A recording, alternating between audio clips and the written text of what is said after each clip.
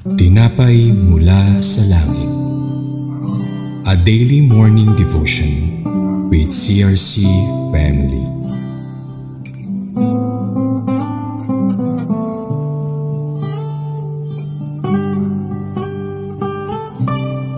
Isang mapagpalang umaga mga kapatid. Ako po si Edison Sarmiento ng CRC Summerfield Daughter Church. Samahan niyo po kami sa programang Tinapay mula sa Langit, pang-araw-araw nating devotion sa salita ng Diyos. Ngayong umaga ay matutunghayan natin ang ating teksto sa mga bilang chapter 18 verse 25 to 32 na pinamagatang The Levites Tithes to the Priest. Ngunit bago tayo magpatuloy, tayo po ay dumako muna sa panalangin. Salamat Panginoon sa panibagong araw, panibagong buhay na ipinagkaloob mo sa bawat isa sa amin. Dalangin ko na ang salitang aming pagbubulay-bulayan sa umagang ito ay magbago ng aming kaisipan at ng aming puso. At sa pamamagitan ng iyong salita, kami ay magkakaroon ng kalakasan sa buong araw. Ito po ang aking dalangin sa pangalan mo Jesus. Amen.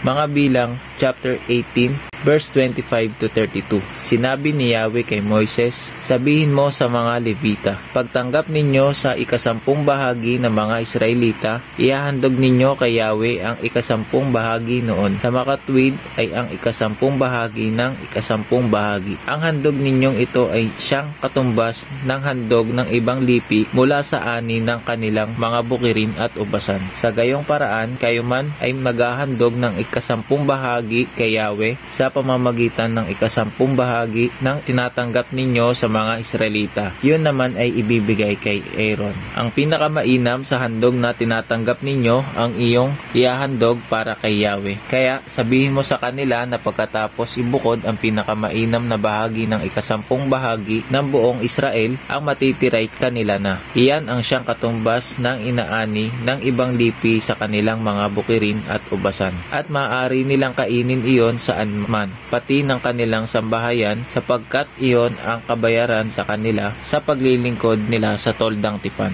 Hindi kayo magkakasala sa pagkain ng matitira kapag naibukod na ninyo ang pinakamaiinam. Ngunit kung hindi pa naibubukod at naihahandog kay Yahweh ang pinakamaiinam at ito'y kinain ninyo, ituturing na nilapastangan ninyo ang handog ng mga Israelita at kayo'y dapat mamatay. Sa tekstong ating binasa ay pinagkaloob ng 10 bahagi ng ani ng mga Israelita sa kanilang bukirin at ubasan. Hindi lamang ito isang kasanayan, bagkus ito'y kautusan ng Panginoon na inihandog ang kanilang pinakamainam na ani sa toldang tipanan. At sa pamamagitan ng mga 10 bahaging ito, kukuhanin ang 10 bahagi na kanilang kaloob para kay Yahweh. Ito'y maaari nilang kainin at ang ibang matitira ay para sa mga naglilingkod sa toldang tipanan. Bilang pagsunod sa kautusan ni Yahweh katulad ng mga Levita, tayo na mga sumusunod at naglilingkod sa sambahayan ng Diyos ay nagkakaloob ng ating ikasampung bahagi ng ating mga ani o mga kinikita natin sa ating pagtatrabaho. Ito ang bilang tugon sa ating pagsunod sa Kanya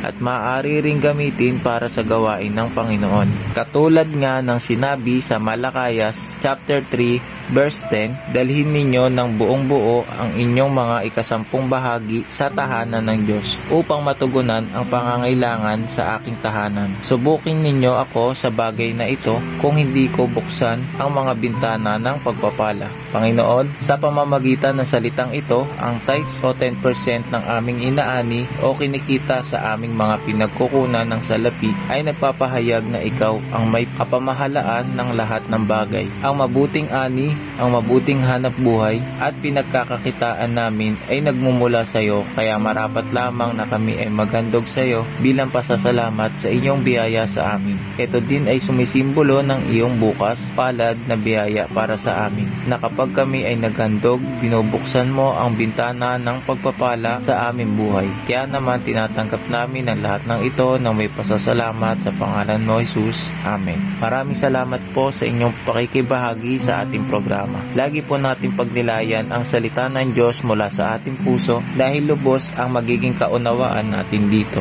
Muli po ninyo kaming samahan bukas sa pagninilay-nilay ng kanyang mga salita dito po sa programang Tinapay mula sa Langit. Malaya po ninyong i-share ang video na ito upang kayo rin ay maging pagpapala sa iba. Pagpalain po tayong lahat ng ating Panginoon. Magandang umaga po sa bawat isa.